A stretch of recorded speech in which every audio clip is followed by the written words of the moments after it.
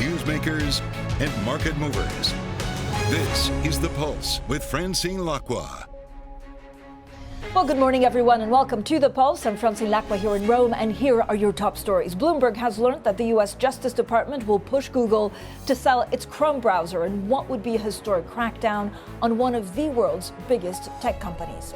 Donald Trump's team is said to be considering former Fed official Kevin Warsh as Treasury Secretary nominee, with hedge fund manager Scott Bessent as director of the National Economic Council. And the German Chancellor Olaf Scholz has defended his decision not to give Ukraine its long-range Taurus missiles, even as the U.S. allows Kyiv to use its weapons to strike inside Russia. So happy Tuesday, everyone. There's a lot going on in markets, but politics and finance. First thing is first, let's check on the markets. And this is what the European map is showing us. Now, if you look at European stocks, they're actually rising a bit. Again, Asian shares did decline. Treasury yields bolstering the appeal of holding equities. Now, traders definitely watching two things. First of all, any further news about President-elect Donald Trump's planned administration that could give us clues, but it is early days on what kind of policies the president will put in place. A couple of other things that we're watching out for, and I have to say all of the action is probably in treasuries. I would also watch out for gold. Treasury 10-year yields actually slipping 1 basis point, so about 4.1, 4.4, after dropping 3 basis points in the U.S. Again, a couple of other things. Probably watch out for yen strengthening versus G10 pairs, pairing some of its recent weakness. And then we look, of course, at some of the other things. Not only yen at 153.81, but S&P futures, you can see pretty much flat. Now, Bloomberg has learned that the Department of Justice is set to push Google to sell its Chrome browser to break up its search monopoly. So let's look at pre-market, what Alphabet is doing for the moment, but also let's actually try to figure out what this means for some of the competitors going forward. Let's bring in Tamlin Basin. He's technology analyst at Bloomberg Intelligence. So Tamlin, what exactly is happening here? Yeah, so Francine, what this is the DOJ pushing its recommendation. Now, what this is this follows a trial that was held earlier this year, and in that trial, the federal judge did find Google liable for maintaining an illegal monopoly. So we're setting the stage here for another trial on remedies, and that trial is going to take place in April next year. And so what the DOJ, the reporting is that they're going to put forward a proposed decoupling of Google and Chrome. So that's where we are at now. It's not happened yet, but the reporting is that that's what the Department of Justice is going to recommend that the judge do. So, Tamlin, what happens under the next administration? Is this sort of scrutiny on big tech likely to change under Trump? Yeah, I mean, that's a great question. And of course, it's sort of a bipartisan beating up on big tech. You've got Republicans and Democrats both willing to do that these days. And actually, this specific case began under Trump during the first administration. So what we think in this particular case, I don't think the judge is going to pay too much attention to who's in the White House. But setting the stage going forward, it is going to shape maybe the kind of cases that are going to be brought under the new FTC and the new Department of Justice. So we're going to have to see what people are appointed by Trump to fill those key positions going forward. Tamlin, thank you so much. Tamlin Basin there, technology analyst at Bloomberg Intelligence with this big Bloomberg scoop. Now, Super Micro shares soaring pre-market after the company hired a new auditor and filed a plan to come into compliance with NASDAQ listing requirements. It also follows various challenges for the company, including a damaging report from short seller Heidenberg Research. And last week, it said it would be late with quarterly reports. Now, shares tumbling more than 85% from its peak in March. Actually, pre-market, because of that sharp fall since March, is now gaining 38%. Stocks have also climbed. Treasuries halting a sell-off that drove 10-year yields near 4.5%. Traders keeping a very close eye on news around President-elect Donald Trump's administrations. Now, for more on all of this and the market reaction, let's get straight to Ursula Marchioni, Head of Investment and Portfolio Solutions, EMEA at BlackRock. Ursula, as always, thank you so much for giving us a little bit of your busy schedule. When you look at the appointments of Donald Trump, is it a little bit too soon to see exactly what policies he'll put in place that could move markets? Good morning, Francine. Thank you for having me. So, yes, it's clearly early days, but I think one element has emerged very clearly over the last couple of weeks, which is the fact that the results of these elections have been a clearing event for markets. We have seen an incredible continuation, somehow, moving to the next step of the move into US equities. after the summer, already in October, we've seen investors globally buying with conviction into US equities at the rate of 75 billion only in exchange-traded products. So again, we're beating records in all different manners. And this, again, is a trend that is continuing on steroids. So 2 weeks ago, we saw additional 52 billion flows into US equities, and last week around 40. So for sure, Francine, I think that element is clear. For me, the biggest question remains, one, where do we go from here? Two, how to play it in investors' portfolios? And three, for investors that are domiciled outside of the US, what does it make of portfolio home biases, for example, European equities, for investors in our region?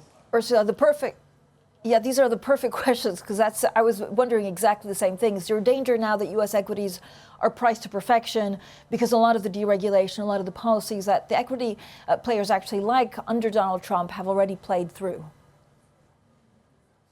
Yeah, I fully agree with you. And yet, Francine, I think in the short term, so looking into year end, looking at the beginning of 2025, it's difficult to see, a significant derailer to the rally. Certainly looking forward, and I think that's where you were going, the fiscal position of the US, the position on trade, valuations being extremely stretched. Can become an area of concern, but for now, again, valuations are elevated, but are well supported by earnings. And so, again, I don't see necessarily a derailer there. I think the key question there is, as we look into this rally, do we play for breadth or do we play for concentration? And so, Ursula, so the answer to that question, and what does it mean for Europe? I guess a lot will depend on whether the dollar rally continues or whether the Trump administration will try and temper that at any cost. Agreed.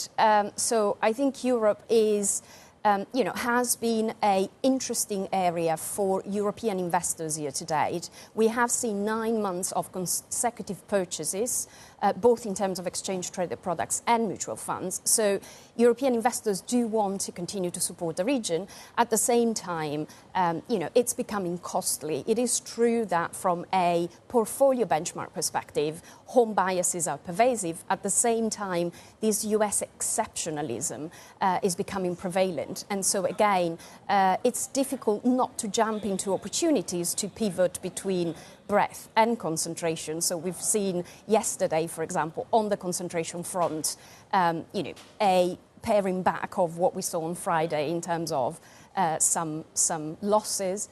It's coming back. Tomorrow we have a big earning release. And so, again, Mag 7 under watch.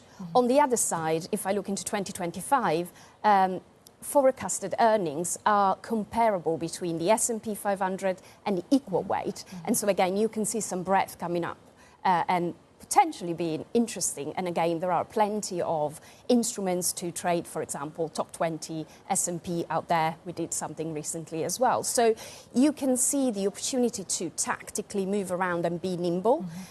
Certainly for a European investor, that needs to be embraced, but it does open up the more profound question around the home bias in the portfolio and how costly has that been and will continue potentially to be.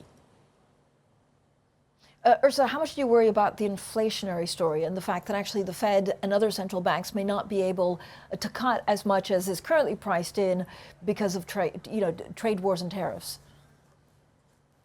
Yes, it is certainly an area to watch. Taking a step back, it's clear that this is a feature of the new regime we've entered. More elevated rates, more elevated inflation. Of course, central banks are easing, but we're not going to go back to the lower bound that we enjoyed for decades throughout the Great Moderation. So for me, inflation remains in that picture. Zooming out in portfolios, we do need to adapt to a world where inflation will be systemically higher. I do agree with you. The trade approach of the Trump administration will be a key component going forward.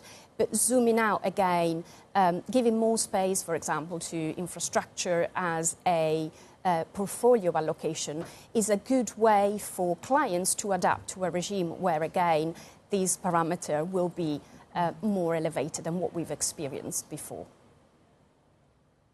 Ursula, thank you so much. Ursula Marchioni there from EMEA at BlackRock. We'll have plenty more, of course, on the markets throughout the day. And Ursula has some also great thoughts on everything to do with European equities. Now, coming up, President-elect Donald Trump is said to be weighing Kevin Warsh at the Treasury, Scott Bessent to lead the National Economic Council. So we'll discuss what the picks of the Trump administration look like in terms of policies. That's next. And this is Bloomberg.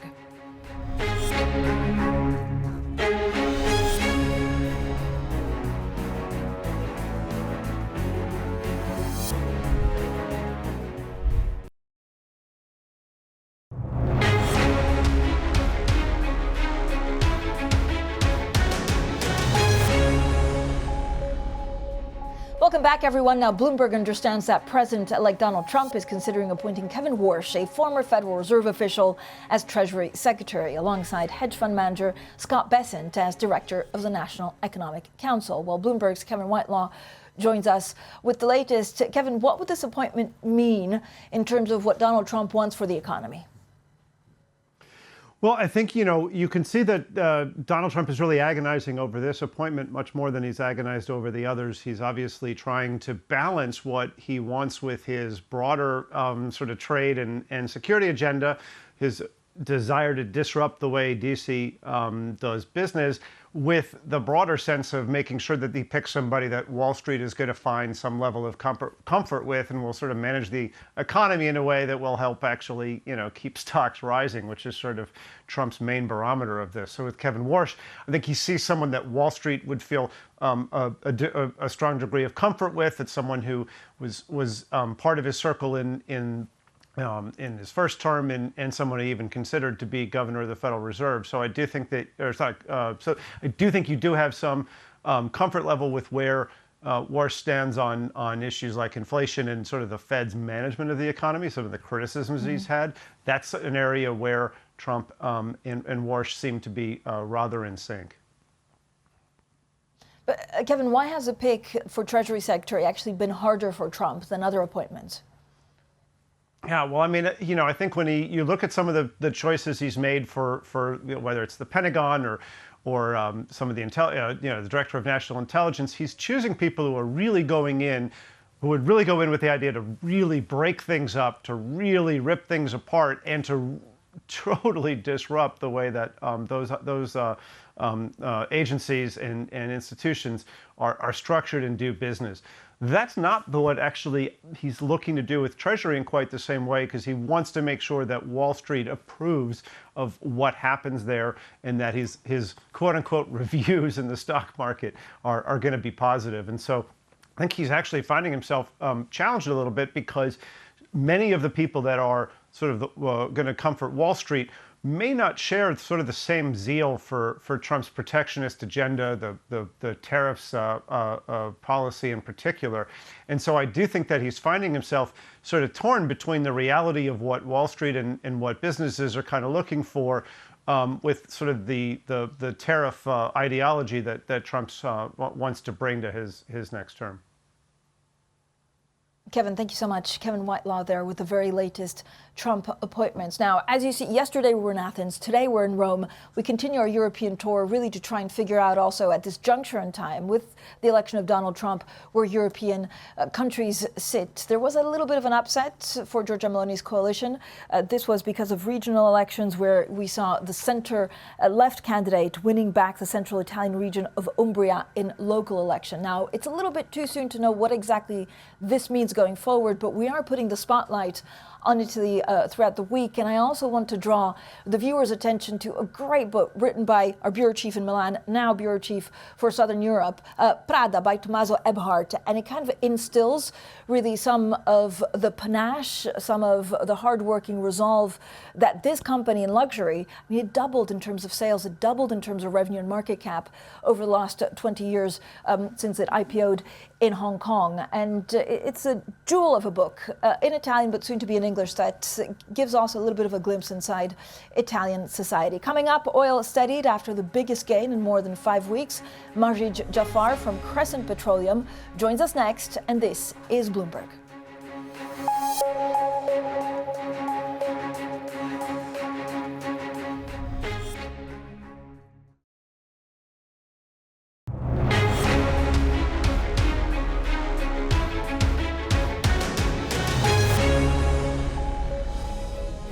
Welcome back. Now, oil drifting lower today after the biggest gain in more than 5 weeks as dollar weakens. Majid Jafar, chief executive of Crescent Petroleum, the Middle East's oldest private oil and gas company, joins us now. Mr. Jafar, thank you so much for being with us. I mean, there's a lot of talk about what the energy complex, what it means for oil and gas under a Trump presidency. Does it change things at Crescent Petroleum? How do you invest and how you deploy cash?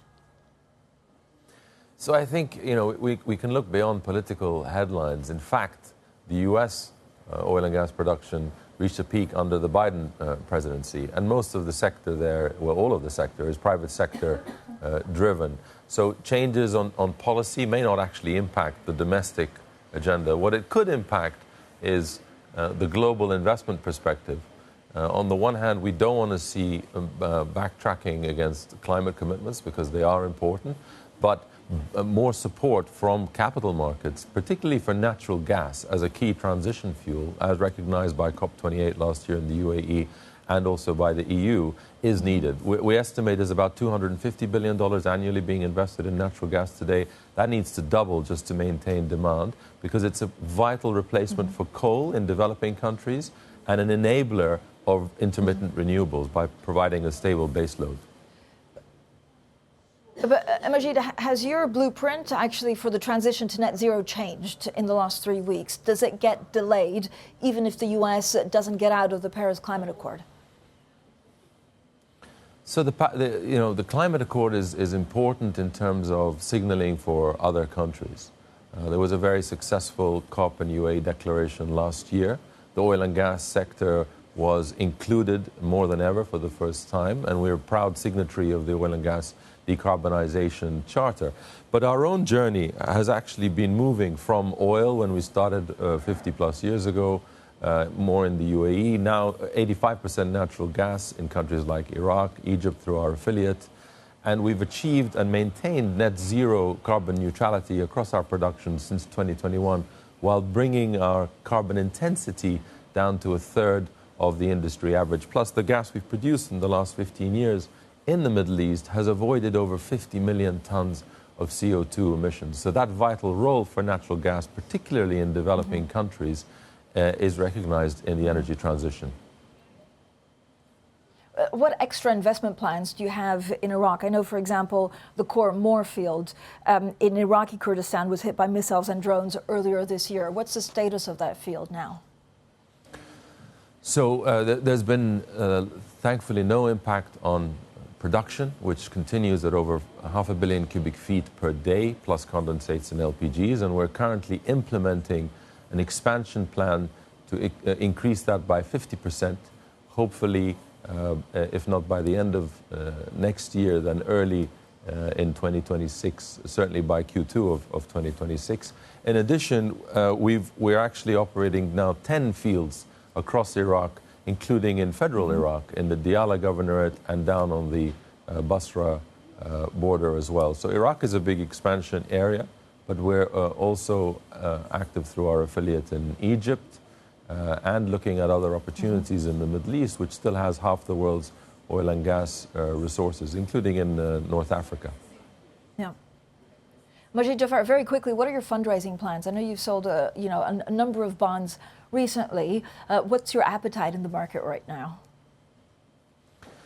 So we successfully placed a Nordic bond for Iraq expansion, $350 million last week, but also it's really a variety. So some of it is regional banks in the Middle East, also the U.S. Development Finance Corporation, because they recognize the key role is not only just Paris compliant, our project, but enables social and economic stability, and also sometimes contractor financing. So it's different sources of financing, but the financing is available. There just needs to be more creativity and engagement.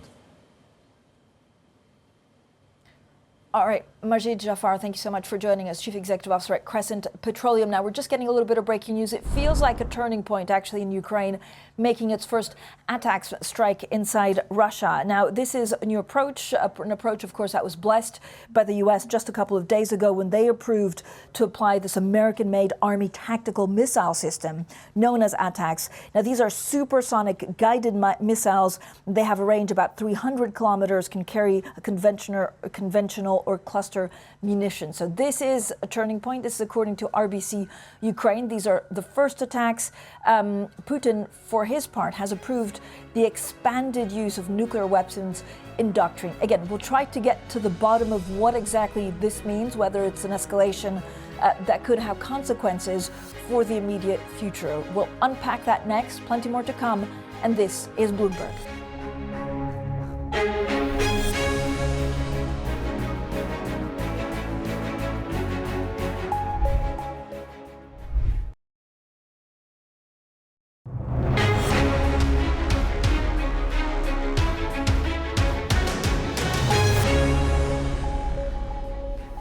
Well, good morning, everyone, and welcome to The Pulse. I'm Francine Lacqua here in Rome, and these are your top stories. Bloomberg has learned that the U.S. Justice Department will push Google to sell its Chrome browser in what would be a historic crackdown on one of the world's biggest tech companies.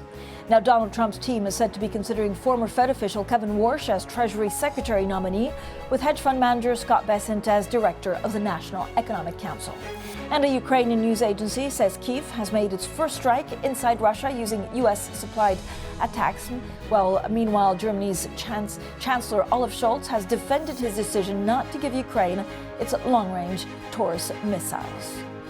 So, as we said, just back to our story, Bloomberg has learned that the U.S. Justice Department will push Google to sell its Chrome browser in what would be a historic crackdown on one of course, the world's biggest tech companies. We had a terrific roundup. I mean, this could have future implications for what the DOJ department does next. Now, there are a couple of questions in the context. Is the Biden administration trying to push these things through the DOJ on some of the possible deregulation that's coming? Are they doing preemptive action? And is the same being applied to Ukraine and some of the geopolitical questions? So a Ukrainian news agency has reported that Kyiv has made its first strike inside Russia using these missiles, U.S.-supplied ATACMS missiles. Now let's get more from Bloomberg's Oliver Crook. I mean, Ollie, it feels like a significant escalation. Does the U.S. and the U.S. actually, and President Biden gave the blessing to Vladimir Zelensky to use these very big missiles a couple of days ago. Does that come with the guarantee that if Russia escalates, the U.S. is there to protect them?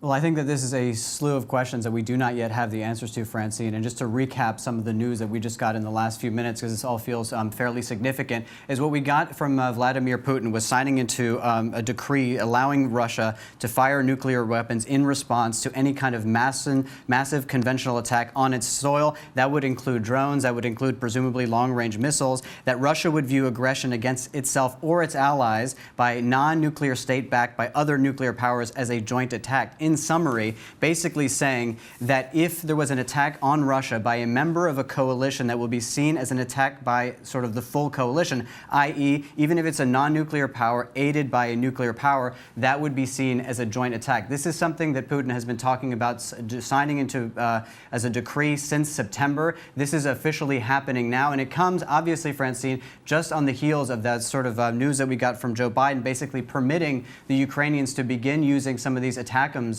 within Russian territory in the Kursk region, not sort of all across Russia, but within that region. They have a range of about 300 kilometers. And this is coming at a time right now when we understand, again, from Ukrainian news agencies, that those first missiles have been deployed. So what we are getting this morning in the last few minutes is Putin, on the one hand, signing a decree that says that any sort of coalition strike that is backed by a nuclear power, even if it's by Ukraine, non-nuclear, striking within Russia, could see a nuclear response. Again, again, that is why there has seen a huge move into the haven assets over the last few minutes. You can see it on the sort of German bonds have been being bought up. You see the euro moving, you see gold moving, you see everything moving because there's a lot of uncertainty as to what this means. Again, when we think about the possible red lines in Ukraine and when they are drawn, this sort of goes back to what we've been hearing from Olaf Scholz, who has been much more reticent, for one, to support any of these strikes within Russia, presumably to try to avoid a situation that could escalate severely.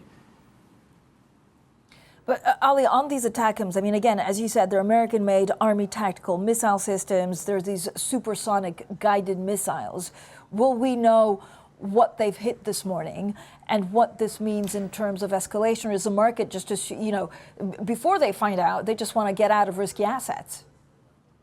I think that that's what you have to assume, that people want to get out of risky assets. When you hear sort of a Russian nuclear response in the same breath as a strike, you know, within Russia by some of these U.S.-made weapons, that you're going to get a lot of fear within the market, right? And this is exactly the kind of thing that Olaf Scholz has been talking about at the G20 when he was asked, basically, will you follow Joe Biden? Will you begin to deliver your own long-range missiles, a Taurus system that has an even further range than these U.S. ATACMS? Will you be able to deliver those? Will you begin to deliver those to Ukraine? He said, no, absolutely not. My position is unchanged. And that comes after he is really the only G7 leader to have had any contact with Vladimir Putin. They just had a call this Friday and basically saying that Putin had not really changed his position on anything. And he's, of course, also fighting his own election within Germany, where some of the Germans are really very concerned about possible escalation. And many of the voters here, particularly on the far right and the far left, which are doing very, very well here, want to see less involvement in Ukraine, not more involvement. So this is a story that obviously has huge ripple effects within domestic politics across Europe. But as you can see this morning across the markets, with catching a bid here from the German bonds and across really the whole sort of haven complex right now. Ollie, thanks so much. Oliver Crook, our correspondent in Berlin. Now let's get back to the U.S. economy. U.S. inflation proving stubborn while consumer spending shows scant signs of slowing down, laying the groundwork really for a more cautious approach to interest rate cuts from the Federal Reserve. Now, for more on the outlook for the U.S. economy and labor market, we're joined by Nela Richardson, chief economist at ADP. Nela, I'm so happy to have you back on the program, especially at this difficult juncture in town where we try and figure out what Trump policies could mean for the economy. How do you expect the economy to change over the next 6, 8, and 12 months? Well, first of all, good morning. Fantastic to be with you again, Francine. I think what's really important to keep in mind is that the U.S. economy, though it's not perfect, it is growing, and it's growing at a pretty stable, steady rate, 2.8% in the third quarter, well set up to grow strongly in the fourth quarter with retail sales coming in hotter than most economists expected. And then finally, the labor market well positioned to continue to put jobs in place into 2025. And so even as we are still contemplating how policy shifts could change hiring trends, the labor market is in a really good starting position going into 2025.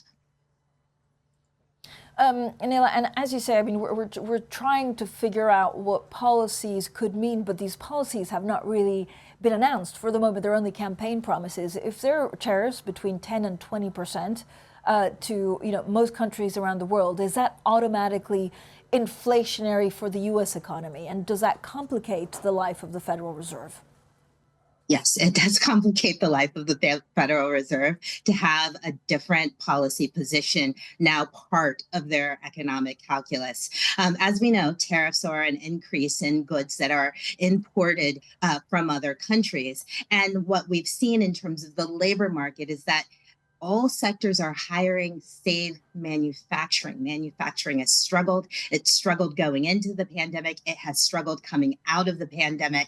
And so how these two things intersect, policy changes and manufacturing, still remains to be seen. It will depend on what products are excluded from tariff policy, and that is part of policy. Having products that are opted out or countries that are opted out. We don't have those details, and those details are far away from us. I think how we can benchmark the intent and the outcome of any policy changes is really through the manufacturing sector.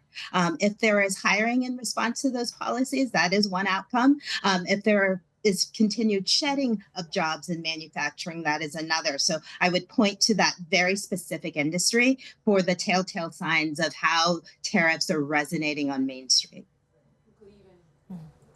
And how much of these, of course, the changing the dynamics of the labor market have to do with AI? And does that come quicker than we think, or does it actually come slower because of some of the policies that could be put in place?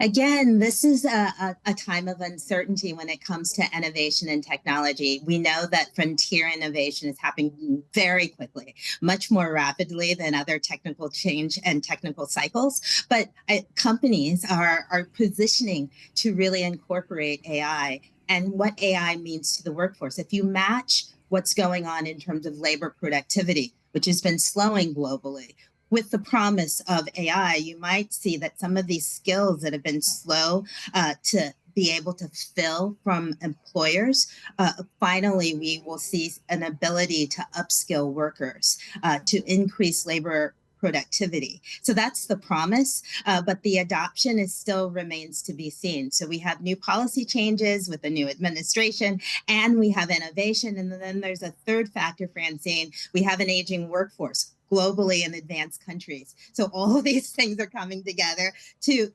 take a pretty strong U.S. labor market and cloud it in some good changes, perhaps, and also some risks going forward. And so it is early days in figuring out how these changes translate. And Nela, I mean, this probably even complicates more things for the UK, right, and the Bank of England, given it's a small open economy. I know we'll see some of the wage negotiations probably in January, but are you confident that countries like you're in Germany today, but also the UK, will be able to manage through their trajectory by continuing to lower interest rates? It's a great question. Your second part of your question, will they be able to manage by lowering? I don't think that's a foregone conclusion. I don't think we can put inflation to bed quite yet. We still haven't reached target in many countries, including the UK, including the US, target inflation for a sustained period of time. And that last mile towards the 2% target may take longer than expected. We saw in the US an uptick in CPI over the last 12 months. That was the first uptick in quite some time. There is a slowdown in UK labor markets and in EU, slowdown in hiring, but these labor markets continue to be stronger than they were before the pandemic. And then, as you just reported, global conflicts can play a role, especially when it comes to energy costs in Europe. So these factors do complicate central banks' decision making. And though the US and the EU and the Bank of England would like to lower rates at this juncture, surprises into 2025 could complicate that smooth path downward back to neutral interest rates. Nela, thank you so much, as always, for being part of the program. Nela Richardson there with some great insight, Chief Economist at ADP. Now, coming up, bankers anticipate a rebound in M&A deals in the new year. We'll discuss this and much more with Jonathan Arrowsmith, the head of the investment banking unit at Investec. That's next, and this is Bloomberg.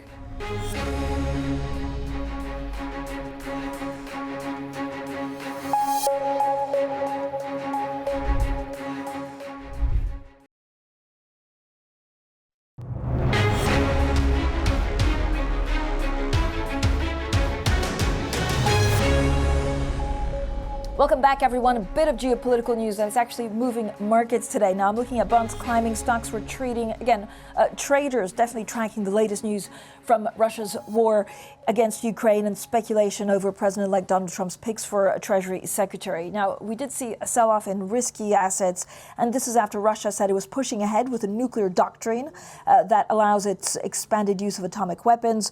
And this underscores the sense of worry in markets about the war in Ukraine.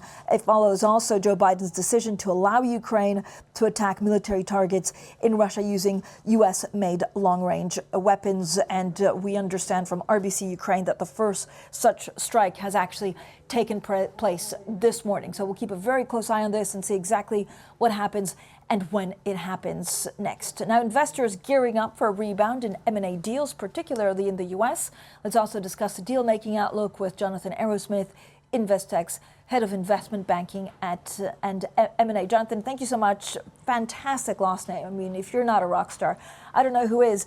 Talk to me a little bit about M&A and what comes next under the Trump administration. Are there going to be animal spirits, or is it going to take a while to understand the policies to get M&A back on track?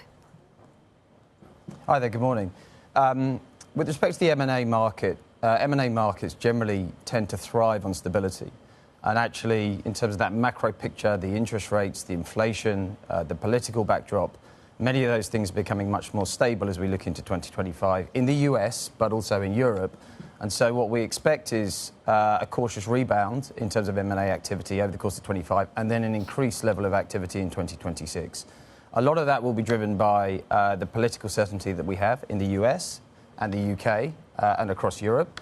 But a big chunk of it will also be the stability around interest rates. Interest rates with the use of debt for acquisitions is increasingly important to understand exactly what that debt picture looks like so that people can price assets properly.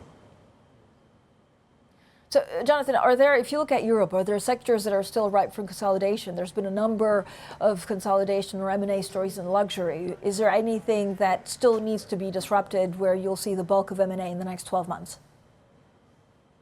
I think the sectors that are ripe for consolidation are those where the investors see the most potential return. Those are those sectors that have the most relevance and resonate with that investor backdrop. So the sectors that we're spending a lot of time in at the moment are healthcare, tech, services, which is obviously significant in the UK, but also across the rest of Europe, and industrials. Consumer as well has got some consolidation to be done, but a lot of it the interest seems to be at the luxury end. And actually, as you come down towards the non-luxury, there's a little bit less sort of relevance from an investor perspective. But Jonathan, is this basically private equity going in there? Because there's also been a trend in the last 3 to 4 years that a lot of private equity buys big companies, but then hold on to them and of selling them back off. And there's also been a mismatch between what the sellers want to sell a company for and what the buyers want to buy it for. Does that normalize?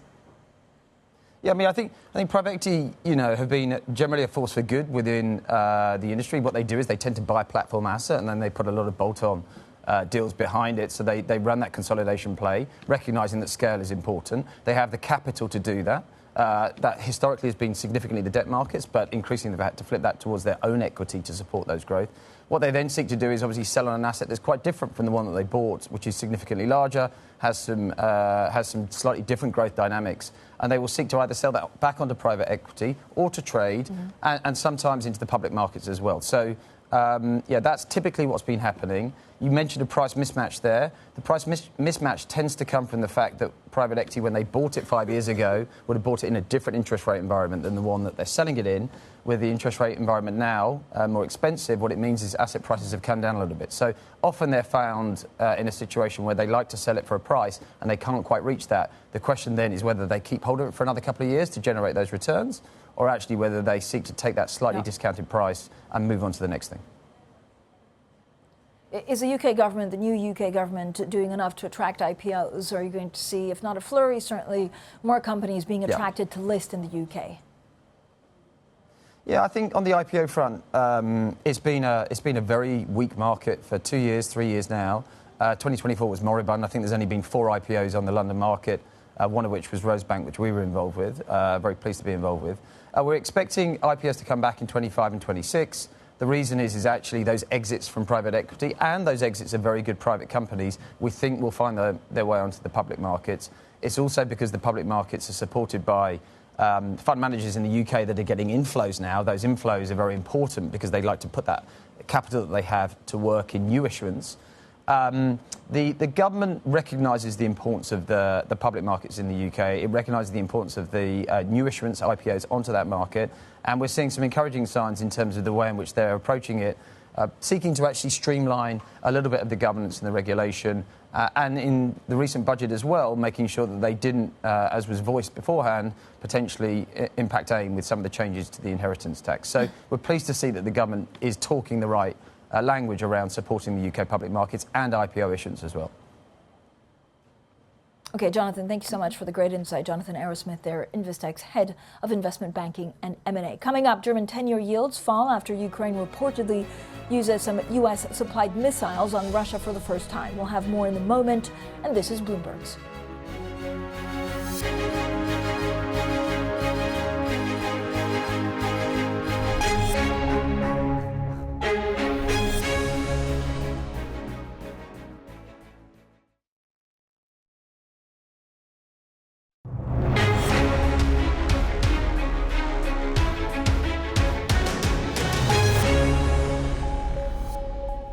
Well, a Ukrainian news agency reports that Kyiv has made its first strike inside Russia using U.S.-supplied long-range missiles. Let's get more from Bloomberg's news director for the EMEA region, Roz Matheson.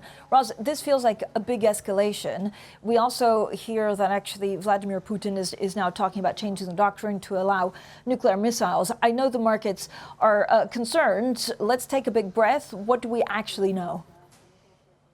Well, there are two things that have happened here. One, as you say, is that after the US made that change to allow Ukraine to strike Russia with longer-range missiles supplied by the US, supplied by the West, it seems that first one has now happened, according to Ukrainian media reports. A strike overnight on an ammunition site pretty close over the border, about 70 miles from the border with Ukraine. So as expected, contained for now to those border areas. This is the use of ATACMS, Army Tactical Missile Systems, they're called. And it's a longer range missile, but it doesn't have to go that far to get over the border, obviously, into Russia. So a limited action so far based on those reports, and not surprising, although it did happen pretty quickly after that approval came through from the US. And it seems on the back of that, timing-wise, the markets are a bit concerned because we've had confirmation that Vladimir Putin, the Russian president, has signed off, has approved a change to Russia's nuclear doctrine. That's a doctrine change that was first announced back in September, so the details are not new. What is interesting here is the timing of the announcement that he's signed this doctrine and putting it into decree as a result. So publicly stating today they're endorsing these changes to the nuclear doctrine. But the changes themselves, we knew about those some months ago.